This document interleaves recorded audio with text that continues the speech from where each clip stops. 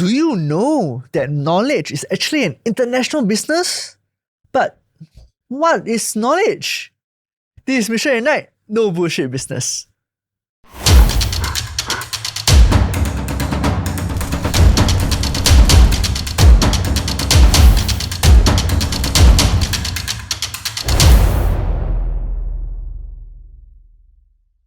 Hi, welcome to Mission Ignite. Here, we uncover the no bullshit stories from successful individuals and ignite your dream success. Today, we have an absolute rock star joining us, all the way from the world of knowledge management. We're actually joined by Rajesh. He's a knowledge management guru and a radical thinker who is on a mission to help organizations and individuals unlock their full potentials. With a passion, he has written extensively on topics such as knowledge management, innovation, as well as strategy. Now, if that wasn't enough, he's also a sought-after speaker and facilitator who has worked with some of the biggest names in the industry. And he's here to share with us his secrets on how to succeed as an entrepreneur and make your mark on the world. Welcome to our show, Raj. Hey, thanks to listen. Thanks for having me. Well, it's our pleasure. In fact, right, why don't you share with our audience out there, right, who you are? Well, hi everybody. Depending on which part of the world you are in, then good morning, good afternoon, or good evening. And also depending on what time you're watching this.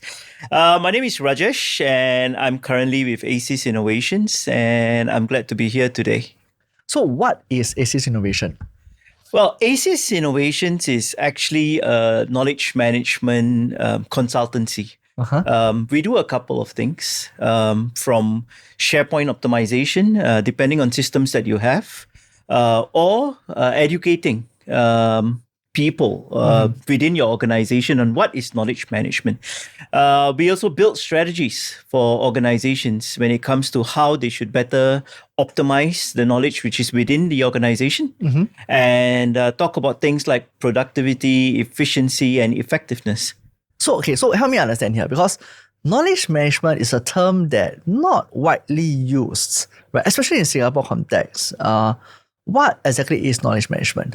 Well, this is a question I get asked very often, and it's very interesting because what do you mean manage knowledge, right? Now, what is very strange also is that globally around the world, as close as our neighbors in Malaysia and Indonesia, knowledge management is very well known. And it's a commonly used term, which means that if you look in the classifieds or if you're looking for a job, you can find a post called knowledge manager. Interesting, in Singapore, it will be a lucky day, like you strike 40 if you ever find a job that says they want a knowledge manager.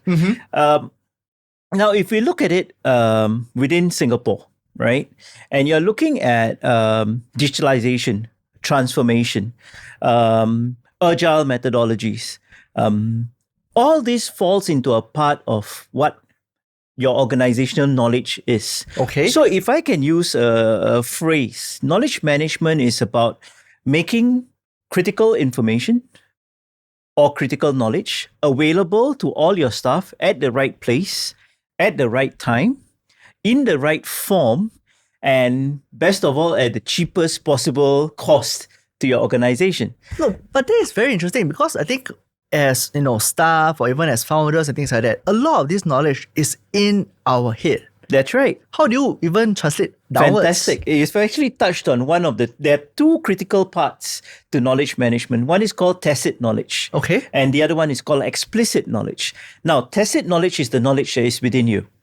Like you said, it's within your head. Yeah. Now, explicit knowledge is when you have actually extracted that knowledge or documented that knowledge and put it into a form of where it can be shared or it can be co-created and improved on. Let me give you an example. Okay. Let's assume you do sales. Okay. Right? And we have, let's say my company, we have 4 salespeople. And one operates in the north, one in the east, one in the west, one in the south. Right? All right. South, west. Okay. All right. Now, you operate in where do you stay? In which zone? I stay Bishan actually. Oh, so it's the central. Okay. Central. So let's say we have 5 then. You are the central guy. Okay. All right. And you are operating in the central. Right. And among our 5 salespeople, you have been hitting all your targets way and above. Okay. You've got a way of closing businesses, your sales, very well. right? Now, there is some skill sets within you. Right. Now, as an organization, what I would like to do is to understand how do you operate. I'd like to understand what are your best practices, what are your sales strategies, so that I can get this information out and then share it with my other 4 people, Northeast, Southwest, that's right, right? So that everyone has improved skill sets. Now, the benefits to an organization is that if I can do that, I've optimized all my salespeople potential. Now, we could be thinking in a bit of selfish manner, hey, why do I want to share? Yeah. Now, one of the biggest problem with knowledge management actually is knowledge hoarding, which means I tell you for what? Yes. Right? Now, remember the Kung Fu master? He can only impart 80% or else his student will be better than him and will beat him, right? So there is that possibility in whatever we do. And that's where organizational culture comes in. So in an organization where sharing of knowledge, sharing of best practices is brought up, and it's a positive culture, then everyone will know that, hey, I can teach you how to do this. Anyway, you operate in the West, not in Central. You're not going to eat into my market. Yes. Right? Now, similarly, that's one scenario. Let me give you another scenario. The what's in it for me. Yes. Right? So you are operating in the Central, and let's say you have 3 target markets. You have children, you have married couples, and you have elderly. Okay. I'm just assuming in that manner, yeah? Yeah. Now, you hit it real well with elderly and married couples, but the children and the youth market is something that you struggle with. Yep. So in the central marketing area, you avoid this. Right? Okay. Now, we have another salesperson who in the West who's booming when he deals with children or youth, right? Now, if we have an organizational culture where knowledge is being shared, then the best practices that he has, you will know as well. And that will enable you to... It's the exchange of knowledge. It's the exchange of knowledge. Okay. So if we look in a organization and we talk about, hey, why do I want to share? Then I think the most important part is about growth. If we can enable our staff to grow, this will mean that he will have more value and he will bring more value to our organization. And when our staff talk about our organization being one that nurtures growth, everyone will want to join us. Right. So I think I have a few questions here because I think first thing first is that is it an Asian culture that people doesn't want to share? Because you did mention that actually in your Western side, this is widely known, right? The Asian one probably slightly less, right? But however, in Malaysia, Indonesia, it's a little bit more apparent, right? Is it an Asian culture, especially, or rather, is it a Singaporean culture where you have the kiasurism, the kiasirism in a way, right? That people refuse to share? Let me give you a physical example, okay? I'm going to pick up my phone, right? And assuming this is my test paper or my paper, this is what I'll do, right? I don't want you to have a look, right? Yeah. I think it's inbuilt the way we grew, right? So maybe we are kiasi, right? But I think there's always this fear that if I share, I will be disadvantaged. Right. If you look at some of the bigger banks in Singapore, sometimes or many times, right, when there's a swap of CEO, and assuming you and I are 2 CEOs of a company, right, and you have taken over and I have left, am I going to tell you everything? Or am I going to go one side and say, holy see, wait for you to die? Yeah, I mean, that's the normal norm, right? It's somewhat norm, but I think... instead, when we look at the other side of the world or many places in the world, what they would like to see is a concept of, hey, here, I'm passing you the baton. Let's continue the race. Let's keep winning, even though I've left. Because even if you win, I win. Right. You know? And I think that concept is coming into Singapore now. I think the younger generation and the youth today, especially those within, those who are still in uni and those who are right now, youth in Singapore is up to 35. Yeah. So I think in that area, while we are competitive, and this group is competitive, I think they are also more closely knit in this mindset of success. I think the boomer generation has this term called "I'll scrub your back, you scrub mine, I'll scrub your back." Yeah. And I think the younger generation is more on the concept of hey, together. It could be because of gaming culture and they all game Work together. Yep. Yeah, it could be something like that. Has a repercussion. You're getting this growth mode in them. Yeah. They are still competitive, but they are willing to work together. But they are willing to work together, and this is what I've noticed in working with the younger group of people. I see. So in case of viewers out there, right, you guys are watching this and you guys have no idea what is kiasu or kiasi. It's a Singaporean slang, right, for saying afraid to lose out, right? Or that's the kiasu part, afraid to lose out. Or kiasi, that's where probably you're afraid to be replaced. Yep. Right, in a way. Yeah, so it's Singaporean slang, ladies and gentlemen. Yeah. So, but back to this topic of knowledge management, right? The question here is it tedious? Is it what? Tedious to record. Tedious? Yeah, because I think when we come to knowledge management, the first thought is if I have to convey down my knowledge and I need to put it down somewhere, it will have to be the paperwork. Yeah? Or it has to be certain SOPs that I have to draft it out and things like that.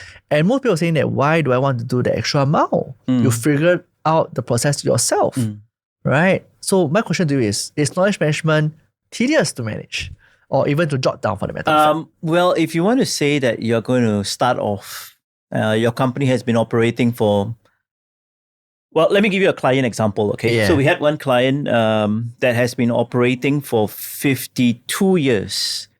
And when they went in, one of the problems that they had when they spoke to us was they have a whole lot of documents, right? And they said, we can't find our documents. So when you talk about knowledge management, it's not just about skill sets. It's also about how do we make the work process efficient. And one of the best questions I like to ask, right, my favorite questions is, how long does it take you to look for something? Or how many hours a day do you spend looking for things? Yeah. Pre-COVID, organizations used to spend anything between 3 to 5 hours a week looking for things or looking for who can I talk to.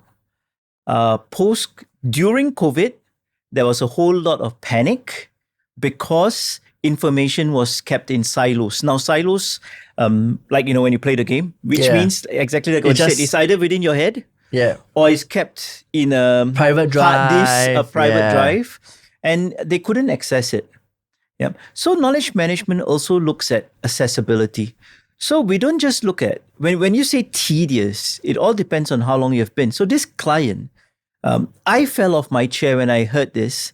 They have 50 terabytes of data. Wow.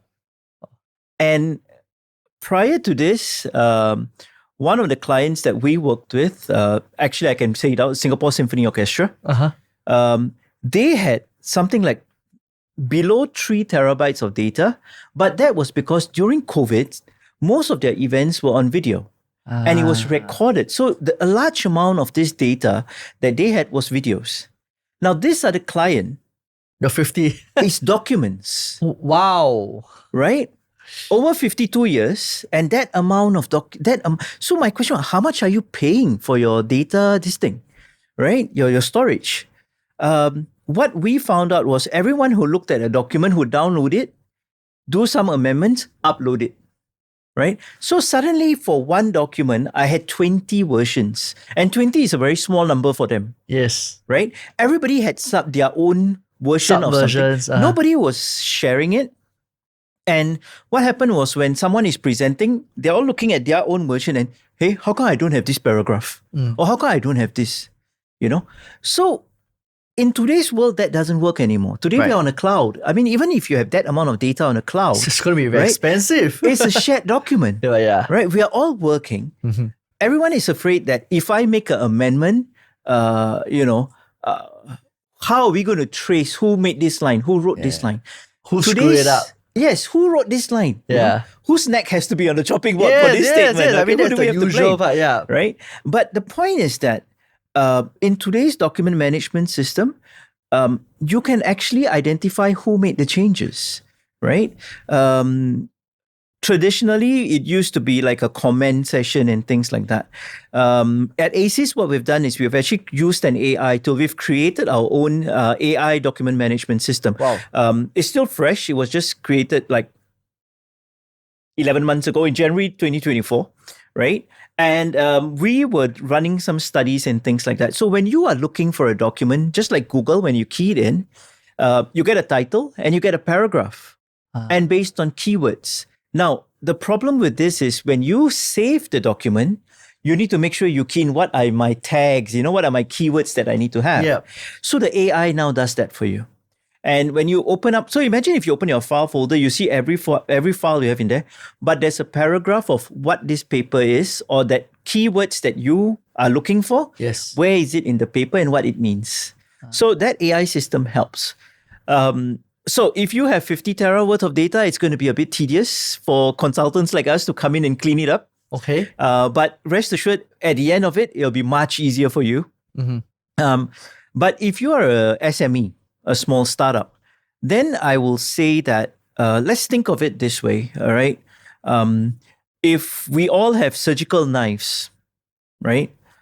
Who do you want it to be sharp or who do you want it to be blunt? Now, the sharpening takes a bit of time. We did our last project, we did a project for ASEAN, right? The ASEAN Humanitarian Assistance Center. Okay. Our timeline given to us was 8 months. We finished it in 3. Wow. Right? So it's all about how much time you have to talk to the consultants to make sure that the solutioning is right for you. Yeah. And the dedicated amount of time we spend in there to understand the system and then to roll it out. I see. Yep. So I think everyone wants if you're going to get a surgeon doing a bit of a cut on your hand, you would want the knife to be real sharp. Definitely. Right? Even no scarring, right? Yeah, if you could. Yeah. So it's all about sharpening.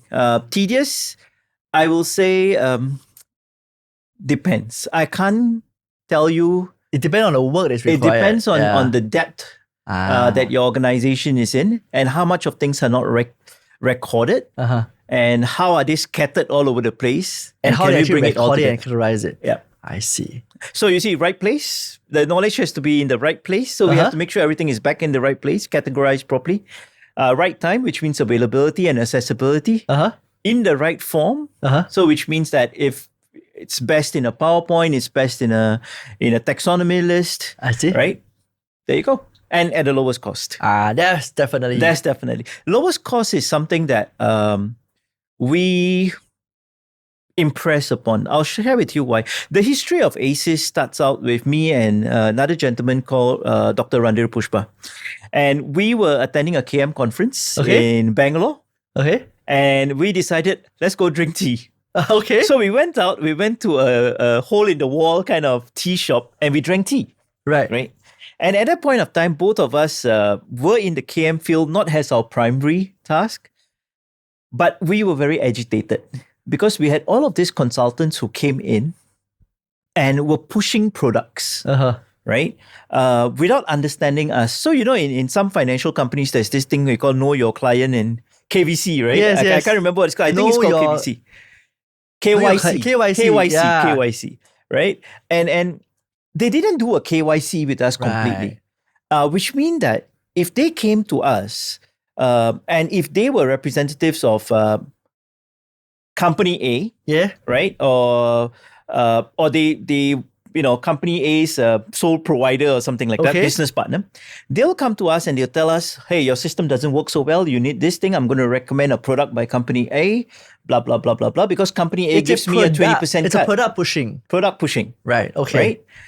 And we were very agitated with this because product pushing means every 3 years, 5 years, I have to change. And that's the most costly part, right?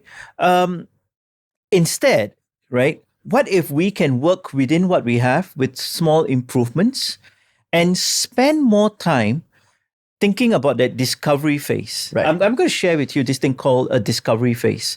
It's very much KYC. Now, in ACES at least, right? Okay. We have this concept called client first. So we will not do anything until we hear your complete story. And that phase is called discovery. And the discovery phase would mean that if we are interested in doing something together, before there is a contract, which means before you start paying us, we want to learn everything about you. And then we will be able to formulate it as accurate as possible and tell you, hey, this is the things you need. One of the things that we do is that if there's a certain element that we are not experts in, we will actually tell you, hey, this area is not ours. You have a choice to pick someone to do this for you, or we can do it. We'll find 2 or 3 and we'll let you choose. Right. So the same with product. So when it comes to product today, SharePoint, of course, is one of the most popular KM products out there. But you have other products as well. So when we go to the client, we will never tell the client, you need to use SharePoint. Our first question is always, what are you using now? How can we improve on that so that we bring the cost down and your ROI on that product increases? Yes. Right? Now, if there's, if that organization says, hey, you know what, we want to go completely new, then what we'll do is we look at what best fits, and then we'll tell them, here, there are 3 things. Pros and cons of A, pros and cons of B, pros and cons of C. You decide. Right. And then we'll work with this, whichever you want. And that's why we have decided till today that we are not going to be product pushers, or we are not going to be partners with specific companies. Yeah, but I think that's important because most companies, they are looking out for revenue generating. Exactly. Right, and that is exactly what they will do, a product pushing. Not many companies will do that discovery stage, actually. Yep. Yeah. It's a lot of them think that it's going to be something that we want to complete as fast as possible because I got to go to the next client. Yeah. Now, unfortunately, with knowledge management, what I cannot give you at the start point is I can't tell you, hey, listen, let's pick up on this strategy. You will save, you'll be 20% more efficient. You'll be 30% of cost savings. I can't tell you that at the start because the way it works is that we will build the strategies. We will build the SOP. Now, your team, our salespeople, right? Yeah. They have to pick it up and they have to go and run adjust with it. Right? Yeah. So I can't tell you within 3 months. Yep. Now, a good figure would be within 1 year, 6 months to a year to tell you, okay, now we are seeing the fruits of our labor, right? So usually when you come up with a KM strategy, now, if you have a business strategy, your knowledge management strategy has to be supporting your business strategy. So if your business strategy was, we want to ensure the best sales in the west of Singapore, where we are HQ, right? And we want to hit 3 target markets, the youth, the married couples, and the elderly, for example. Right. Then we will need to see, okay, what are all the organizational knowledge, the skill sets, the sharpening of the knife that you need, and what is the technology that your staff need to make sure that when they go out there, right, knives are sharp and they are ready to go and do surgery. Right. Oh, that's very interesting. Raj, so that's quite interesting to hear because I think in today's context, in terms of companies, right, they are into sustainability, right? I think one of the terms they call it was SDG, Sustainability That's right, Sustainable Development Goals. That's right. So how does knowledge management fit into all of this? Fantastic. Actually, I've got a question for you. Have you been reading my LinkedIn articles? Yeah, not all, but yes. I just wrote an article with regards to SDGs. I mean, not recently, it was a couple of months ago. So maybe I should share with you, I teach in NTU and I teach knowledge management strategies. And sustainability has been something that's been coming up a lot. Now, while within the UN, they've came up with the Sustainable Development Goals. And you're talking about environment, you're talking about education, gender equality. It's a big thing right now across the world. Yeah. It's a big thing. Now, for us in Singapore, sustainability links to a few things, especially for us in Singapore. Yeah, being a small, overcrowded country where you have so many SMEs trying to keep their head above water, and you have all the big companies. Right. So sustainability for us in Singapore takes on a bit of a different definition. One of it would be resilience. Okay. And that is to be able to bounce back. Now that we said resilience, it's a very interesting word for me as well. Okay. Because my journey started in the Navy. Yeah, I wanted to ask your journey later on, but we can touch on that. It just kind of triggered something. It started in the Navy, and I'll let you ask that question later on. But I was CEO of a ship, Okay. and the name of the ship was called RSS Resilience. So that's where the triggered. links That just is. triggered. I see. So I'm back to SMEs here. Uh-huh. Now, with such a small number of people, as an SME, right? So information exchange has to be fast. Yes. And majority of the time, you have one person, or you are that one person who's doing the accounts, who's also doing the sales, who's also doing the logistics. Yeah. And I hope everything's not in here, because if one day you fall ill, or how do you go on holiday? Yeah. Right? You need to have a system to capture this, right? Is it going to be expensive? No. Right? Many times, people think that you have to buy a software. You can build one yourself. If, Google Drive works for you, it works for you. Uh-huh. Right? The whole idea is, are you able to understand what are the things we need to do? Okay. Right? Sustainability is about that. It's about how can we bring in a couple of things. Today, in my context of sustainability, at least the one that I teach, All right. and knowledge management strategy, I include two other things. One is cybersecurity, and the other one is DEI, diversity, equity, and inclusivity. Mm-hmm. Now, in Singapore, many of us think we don't need DEI. We are already a multiracial society, Yes. based on justice and equality, and right? I beg to differ. I think the concept of DEI in Singapore is taken for granted. Okay. And I've had some bad experiences with DEI as well, where, sometimes you have to say, can you switch back to Channel 5? For audiences who are not from Singapore, right? Yeah. When we had the free-to-air channels, Channel 5 was the English one, and Channel 8 It or Vasantham was Mandarin, and or Tamil, Surya, and Surya yeah. was Malay. So we used to use this term called, can you switch back to Channel 5? Yeah. Very common when we were in the SAF or when we were doing our BMT. But in some organizations as well, especially today where you have staff from all over the world. Yeah. So to be sustainable is to equip yourself with tools, skill set, procedures to be able to bounce back. Okay. And to be able to survive the long term. For an SME, that's very important. Yeah. Right? You also need to think about leadership transition. Yes. How are we going to hand over the baton to our younger generation? Yeah. And it can't be the point that, hey, I'm going to hand this over to you. Cannot, because if you're an SME, you're likely, you want to keep that baby legacy continue. Exactly, and you have invested effort in it. Yes. Yeah. So you probably want to give a well-trusted set of guidelines. Mm-hmm. It's very important, especially if you use the word legacy, right? Yeah. So just think of it as a parent, you are going to tell your kid, you are that visual example of your kid, of how to behave when he becomes a parent. Mm-hmm. That would be it. Right. By the way, this is not a commercial thing we have no commercial with this. It's called life, by the way. And we're talking about life lesson here. Exactly. Oh, that's a good I'll have a drink. thing. Please do. So now I think I'm curious because you have such vast knowledge in knowledge management. I'm curious about your journey because you say you started out from the Navy. Uh-huh. How did it turns out to where you are today? It's been a long journey to listen. I was in the Navy for 21 years. 21 years. Wow. So basically from BMT, yeah. Uh-huh. I think the Navy taught me a lot of things. Majority was good, but there were some bads as well. You know, if there's nothing bad, then it wouldn't be an enriching service life. All organizations will have that bad, definitely. Yep. Yeah. I enjoyed it. I enjoyed 21 years of being in the Navy, and it taught me a lot about knowledge management. Actually, the concept of knowledge management started out from the US military services. There was this consultant that they had called Nancy Dixon, and she came up with a book called CompanyCommander.com. Okay. And this book captured lessons that were learned by company commanders when they were out either in deployments. Right. As simple as, how do I order a toilet seat cover? That's actually in the book. Wow. And if you have read some of the cases in the US military, they have even paid $200 for a $10 toilet seat. Okay. Right? And that's because of the layers of middlemen that they go through. So all these lessons were being captured. How do I send back my soldier's body? Right. Things like that.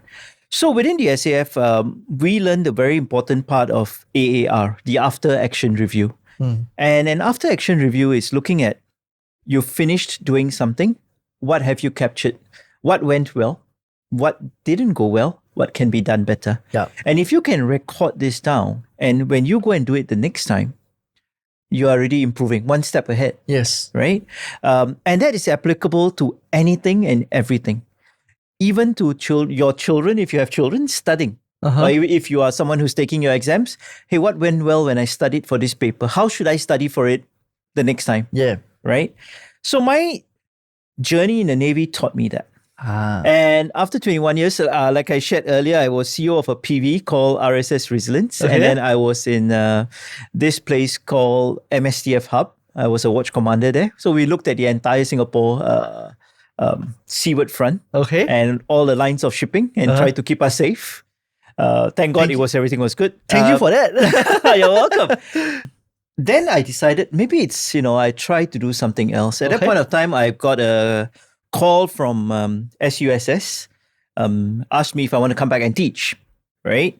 I decided to take that leap of faith, and so I took a 6-month break. So basically, after I left the SAF, I was that tauke sitting at the kopitiam drinking kopi, reading newspaper, and wondering, hey, what am I just wanted, you've been working 21 years, so you want to take a break, So I did that. I used to teach in SUSS once a week. That's it, right? And then shortly after, NTU came along and said, hey, why do you teach here as well? So I said, okay. So I run a bachelor's program in the School of Business in SUSS, and at Wee School in NTU, I run knowledge management strategy and, of course, their year-end project. And it's fun. It's fun, and that's why I can stand up to say how capable our youth are for today. Right. Now, while that was going on for 6 months, I decided I was called by AAG, Advisors Alliance Group, to ask if I want to think about strategy for them. And that's a financial. Actually, that's not a financial institution. That's the top financial institution. It makes a difference, Okay. And they kind of asked me if I can build strategy for them. They wanted to do some expansion. So I came in to do strategy and then business development. And at a point of time, I was also their regional director, holding all 3 portfolios. Wow! But everything was interconnected, so it wasn't difficult, right? And while men can't multitask, I think I did pretty okay. All right. And post COVID, then I decided, hey, you know what? Let's focus on my passion area, and that was knowledge management. Right. I've been doing it for everybody else, meaning for the SAF, and then when I was in Advisors Alliance, why don't I try doing it for myself now? And that's how ACES was born. So you kick off your first entrepreneurial journey. I kicked off my first entrepreneurial journey then. My first client was one that had 50,000 staff. Right. And they were based in Indonesia. Wow. And I went in and we did their KM strategy and we did work plan and we did, I was with them for 3 years. And at the end of 3 years, I was able to tell them, hey, you don't need me anymore. You are able to do this by yourself. I take pleasure in doing that. A lot of people call me dumb because they say they're paying you anyway. Why are you stopping revenue? Why are you stopping? Yeah. But that concept is of grow and let go. Let them grow and then let them go and tell them, hey, you know what? Anytime you need something, give me a call. I'll be here. Yeah. And I think that resonates very well with me. So my journey has been like that. And that's where I am today.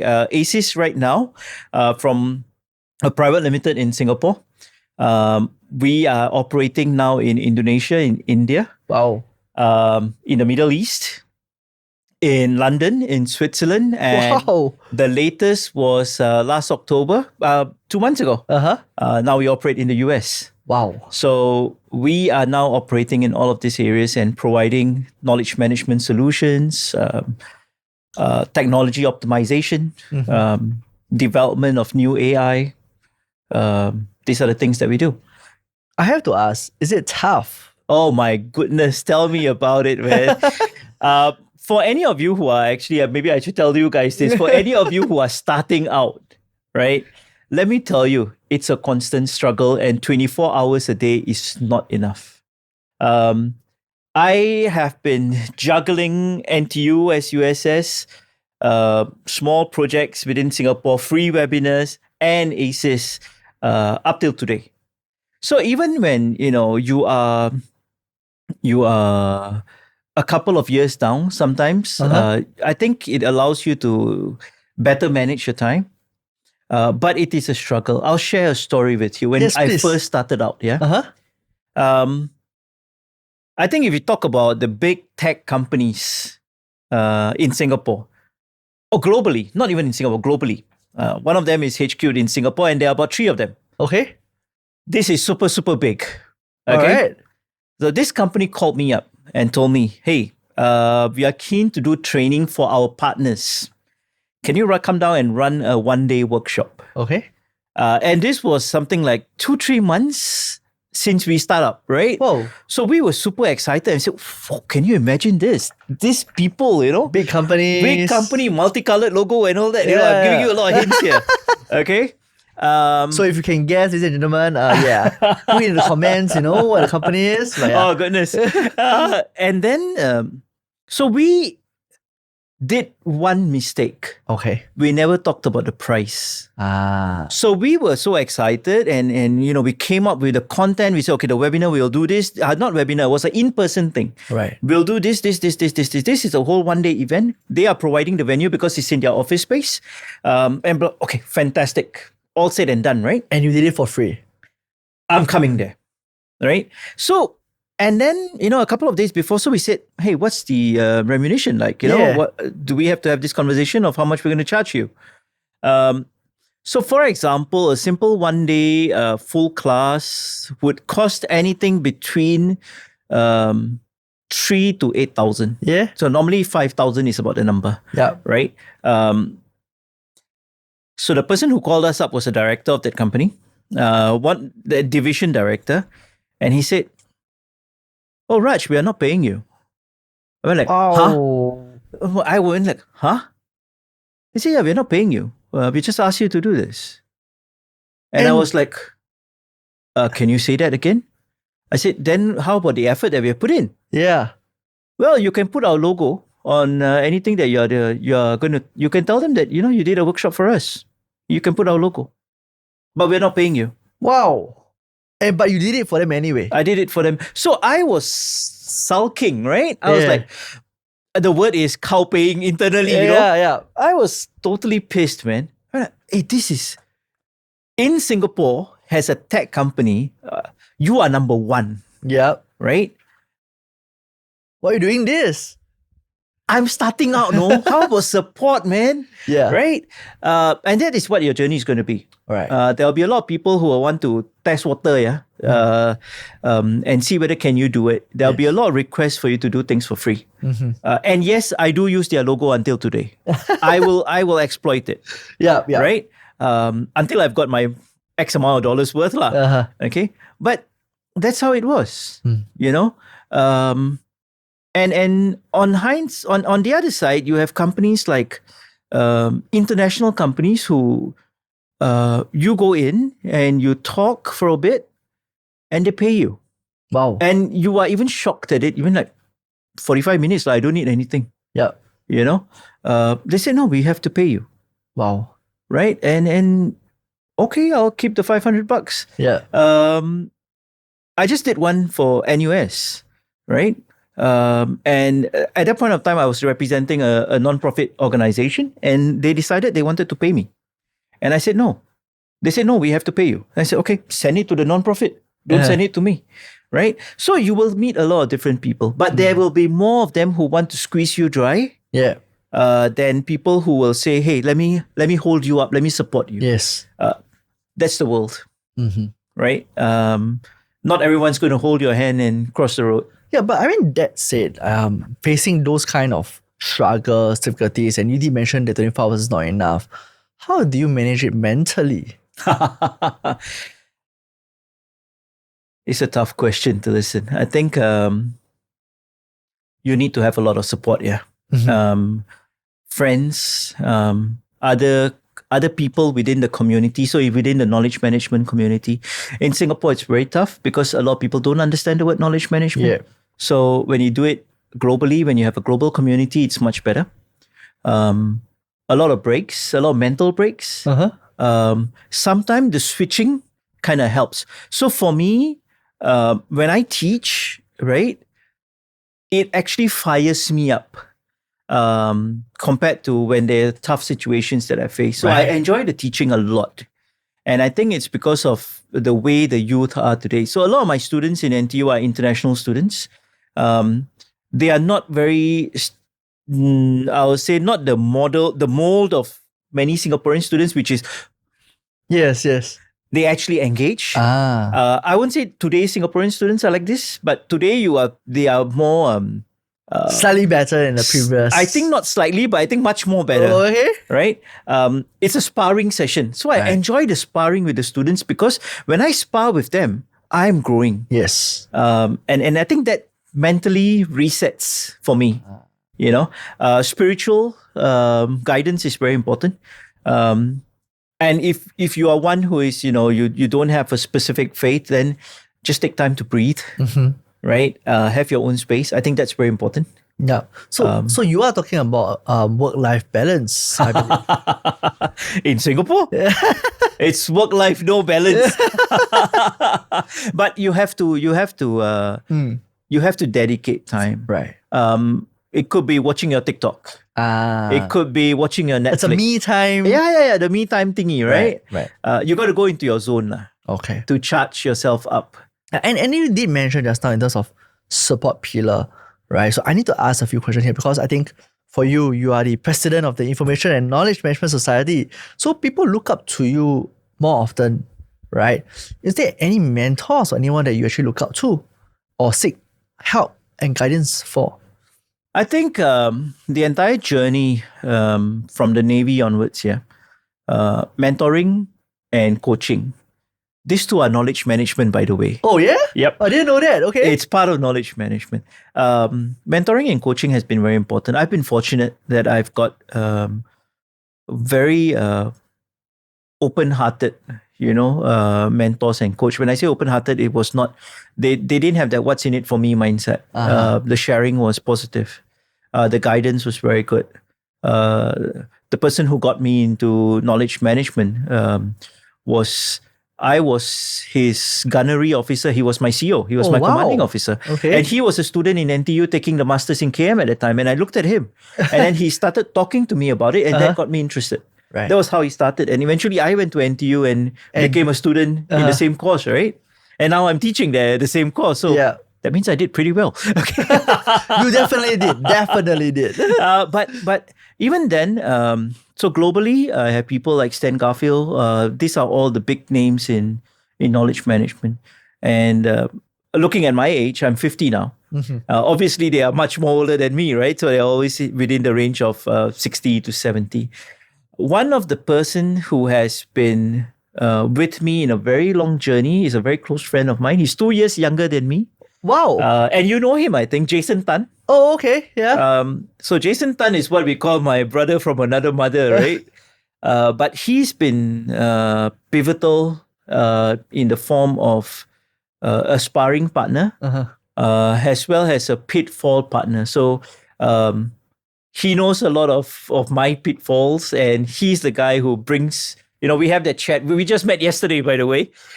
We have that chat when, I tell him, Jason, this tender didn't go through. Then, we talk a bit and things like that. So, of course, there's friends, there's family. There are specialized people in the market kind of thing.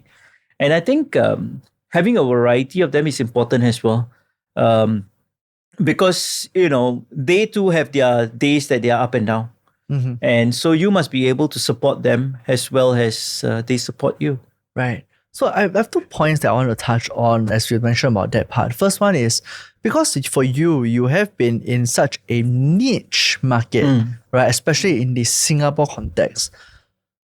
And you mentioned that there are 2 types of mentor. One is that will give you the personal support, and the other one that actually are the subject matter experts. Now, many of our young viewers out there actually might not even be young. Some of them are maybe 30, 40 years old. And they are seeking for mentorship. And yet they do not know how to. Right? What's your advice on this? I think the first thing you need to do is you need to go out there and meet people. So networking sessions. podcasts like this to get to know more people. That would be the first thing you need. You need to put in some effort. If you are introvert, then you have to do a bit more to get yourself out there. I'm introvert, by the way, and a lot of people say they don't believe me. But if I was in a room with people that I don't recognize, chances are I'll just be at the buffet table, you know. But it will take some time for me to warm up, and I'm learning that. So I used to be very introverted. Now I wouldn't say extroverted, but I'm saying less introverted. But I think number one is get to know people. Number two is don't be afraid to ask. There can only be two answers if you ask for help. Yes or no. Yeah. Maybe let's put it onto the yes category. I think positive. It's fair. Okay. And if it's no, okay lo. Next. Right? So I think if you don't ask, if you don't voice out, people won't know. It's the same at work. Yeah. If you're having some challenge and you don't voice out, no one will ever know. People will never know. Yeah. And the worst thing that can happen is one day before the deadline, you tell me you have a challenge. So I think today's organization mentality is no longer like that. We say a lot of agile models, which means at every step of the way, hey, what's happening well? What's not going on well? Where do you need help? So in our team, we have a daily stand-up. Our daily stand-up is at 11 o'clock every morning because we need people from India to come in. So based on time frame, I start my day at 11. Okay. But I'm sure you end your day late. Or maybe early. 10:59. No, it depends lah. But I start my day at 11. And at 11, we do a stand-up and we do a round of, what I worked on yesterday, what I'm working on today, this is the help I need. Or I need this help, right? And we make everyone in our small teams do this, right? And when somebody says, hey, I'm working on, so for example, if I did my stand-up today, and I'll say, today I'm going for a video with Tillerson, we're going to be talking about this. And, if my colleague or my teammate has done this before, then they will be able, hey, Raj, you know what? I just did this last month and make sure you wear the company t-shirt because I didn't. So you see, immediately within the group, that culture of sharing starts. Improvements has been done to make things a lot better. So look at it as a spiral, right? There's only two ways you can go. You can spiral up or you can spiral down. Yeah. If you just move stagnant, it's called a circle, not a spiral anymore. That's true. So when you are out there and you're starting something, or if you are in school and you've hit, I don't know, a statistics question that you can't do, then you got to ask for help. And AI may solve it. Okay. But it doesn't solve everything. I see. Right? Yeah. That's it. So on the second part of note that you did mention in terms of support, right? You did mention, Jason comes to you, support you and things like that, right? What about family? Is a family support important? Well, it's important in the sense that you need to feel loved, yeah?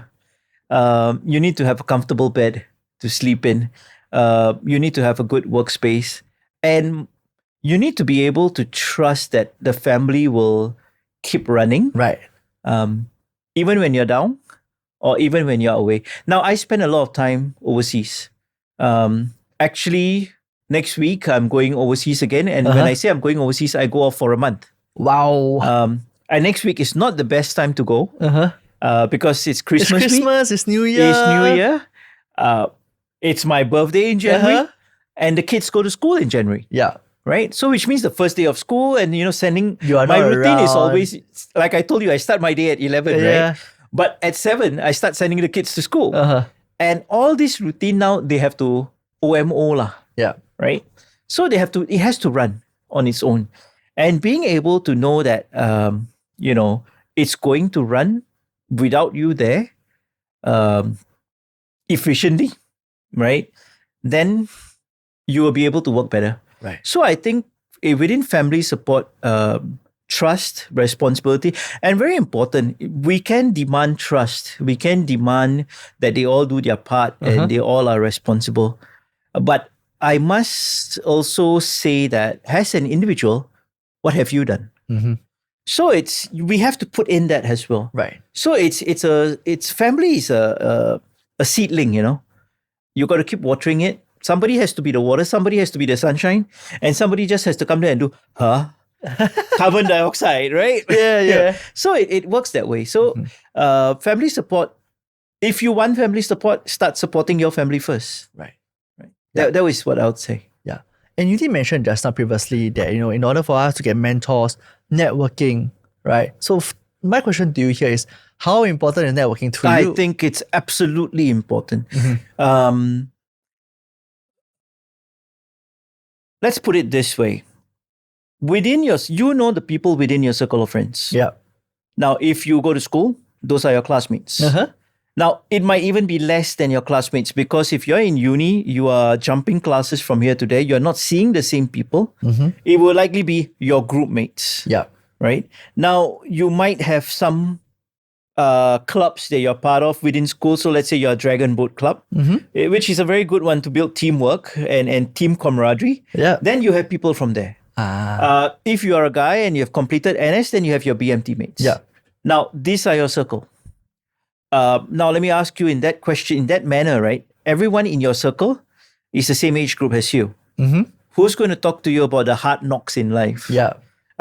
Who's going to ask you, hey, how do I do this? Yes. Right? So I think you need to get yourself into different areas, right?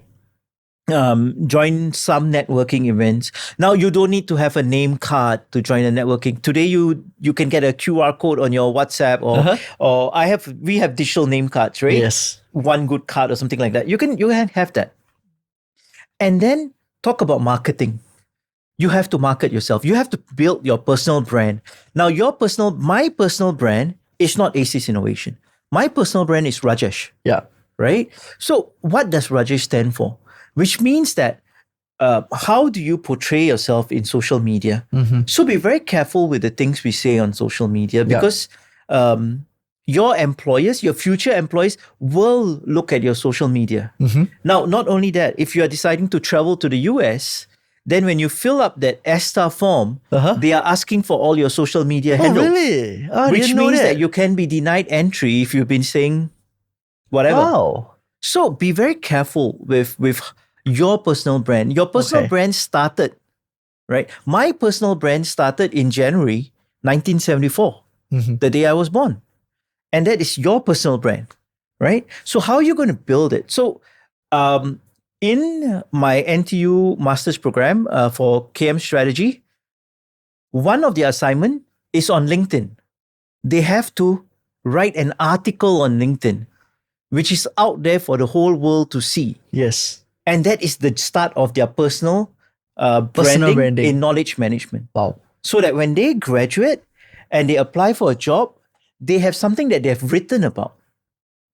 So that's what nobody taught me this, right? It happened. It just so happened, and I thought, you know what? I'm going to make them do this. Yeah. So build your personal brand. And LinkedIn is a very powerful media. I think it's a very powerful tool. Yeah. I may be lost with some newer tools, right? But I don't think it can beat Snapchat, lah. So, by the way, I'm sorry. By the way, TikTok is very powerful as well. It is. Yep. So that could be places that you look at to build your brand. Ladies and gentlemen out there, right? If you are listening to this, go and build your personal brand, right? Your personal brand didn't start today. It started the day that you were born, right? So with that said, let's move on to our special segment. Welcome back, right? So this is the special Enzo session that we are going to have, right? So Enzo card was actually specially developed because we have a lot of our viewers out there that didn't understand what sort of conversation they need during networking. So we developed this card purely, right, for networking, or in fact, even a conversation with a mentor. Nice. Right, and ask them questions that they might not have thought of. So today, there are 4 acts in this card pack itself. But however, today, I'm just going to take out one of the act, which is Act 3. Okay. Right? And I'm going to play it in a very simple manner. What I'll do is I'll just shuffle the cards and I'll place it right in front of you randomly. Right? And what you do is with the cards face down, right? You just pick 2 cards and we will answer that questions accordingly. Okay. Yeah. So there you go. So I have to pick one or I have to pick 2? Pick 2. Let's at the pick same 2. time? Yeah, at the same time. Why All not? right. Let's go with this one. All right. And this one. All right. Awesome. So there are 2 cards over here. All right. Right. So Rajesh pick up 2 cards. Right. So Raj, the first question that I'll ask you, right, is probably something that we have touched on a little bit just now, is what do you learn from experiencing failure or setbacks? I learned how to do it better. It's just like sharpening the knife. So every time I hit something blunt, right, you have to have that inner conversation. What went wrong? And then you sharpen the knife and you go ahead. Wow, thanks for that. The second question here, right, is what recognition or rewards did you achieve? Sorry, wrong. Let me redo that again, all right? What recognition or rewards did you receive for your accomplishment? Wow. Yeah. Last November, I was named the top 50 km the top 50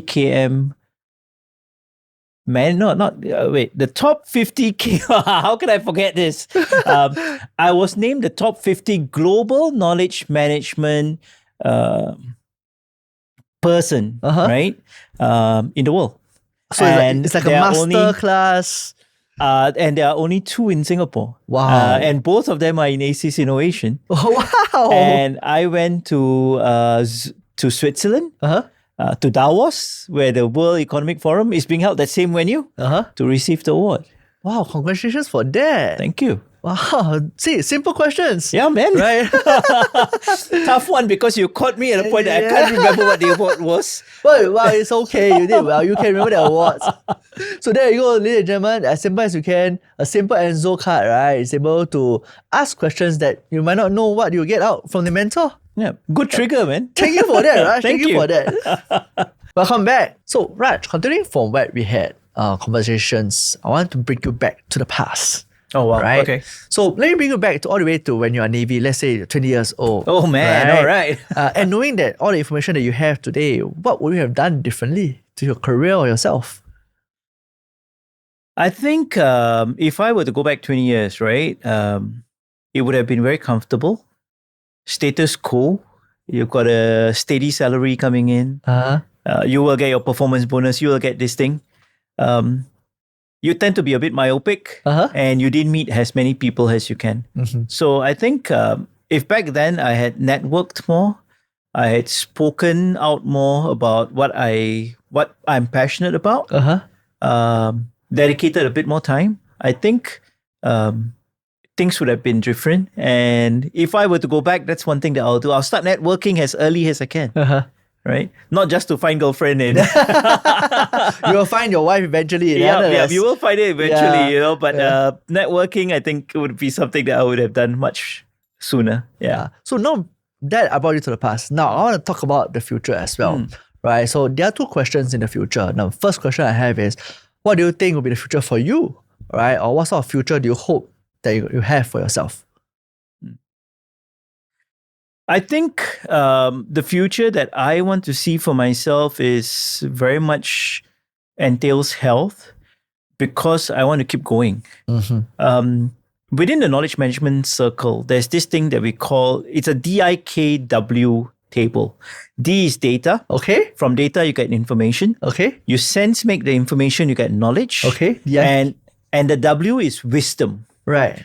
Now, I've been doing knowledge management now for close to 20 years. And even when I teach this strategy in class, I tell them I don't talk about wisdom. Because I think in today's world where everything is changing every day, you will never reach wisdom. Yeah. Every day there's something to learn. So in my future, I hope that I have the good mental capacity and health to keep learning. Right. If we follow our conversation, it would mean that the ability for me to make sure that I can sharpen my knife every day. Yeah. Yeah. Yeah. So ladies and gentlemen out there, right? So you never stop learning, right? No matter how old you are, what age, right? Learning is essential to success. So even if someone like Raj, right, we're so successful, he's still learning non-stop, right? Even though he's teaching, that's the best part, right? He's still learning. Yeah. That said, now, to the future. What is your take on the future of knowledge management? The future of, you see, with every business, with everything that we do, there is knowledge in it. If we want to keep climbing the ladder and we want to go up the spiral, it means that whatever we have learned needs to be recorded, needs to be needs to be captured, needs to be, once you've captured, you record it or you document it. It needs to be transferred. And when we have conversations like this, we are co-creating new knowledge. Right. Because you have your ideas, I have my ideas, and we are generating something. So it needs to be co-created. And that will be something that will actually leapfrog you or keep your spiral going up. Right. So I think the future of knowledge management is about continuous learning and improvement. Of course, today is about AI, but it is also about being cyber safe and being DEI, I wouldn't say compliant, but DEI visually, you are able to identify with your DEI terminologies and processes within your organization. Yeah. So for the sake of our viewers, what is DEI again? DEI is diversity, equity, and inclusivity. Yeah. In the work that we do, we include J and B as well. So it's called DEI JB. And J is justice, B is belonging. So justice is how you treat everyone fairly at work, and belonging is make sure that you feel like you belong to that organization. You are part of our organization. Thank you for that, Raj. And in fact, every single person in my guest here, right, I will ask one question. I have no idea why I'm nervous with you suddenly. That's weird. Okay, but anyway, because I known him for quite some time as well. So anyway, so that's it. So every single guest that I've asked, that have been my guest in this recording this podcast, right, I'll ask them if there's one word, right, they will give to all inspiring entrepreneurs out there. What would that one word be and why? The one word is adaptability.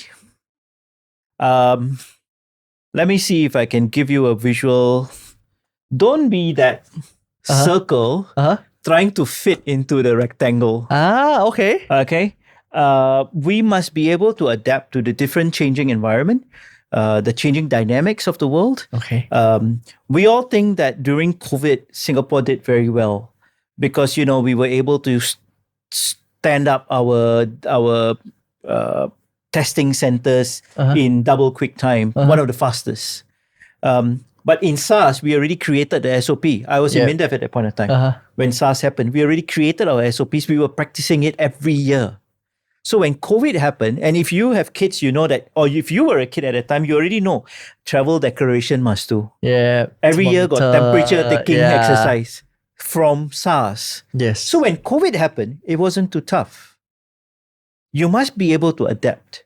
You must be able to learn from what has happened, adapt to changing scenarios. Now, whatever we learned from SARS, maybe 50% was relevant for COVID. Okay. And then everything else we had to, but at least you got a 50% head start, man. Yeah. So be adaptable, right? Don't always say, no lah, cannot. Why you? Singapore's favorite word, cannot. Can you help me? Cannot. No, right? Cannot. You must say cannot to cannot. Right? You must say cannot to double cannot. negative, make a positive. That's right. Yeah. And you must think of it as in, okay, how can we work with this? What can we do? Right? That's it.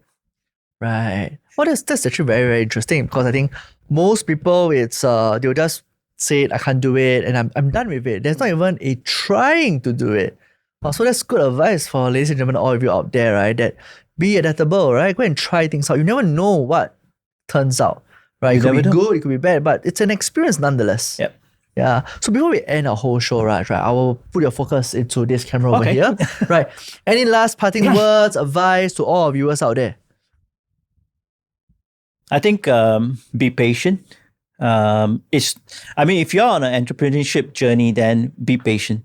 It's not easy, but with sessions like this where you can network and be adapt. I have to say adapt, right? Yeah, and be able to adapt to the changing environment. Now, not all work sucks, okay? But in every wonderful journey, there's some portions of it that you're going to stumble and fall. So find your stumbling blocks, try to clear them, and then find your leapfrog, your lily pads that you can leap off. That should be what your journey should be like. And I hope that, you enjoy your journey and have a good time, have fun.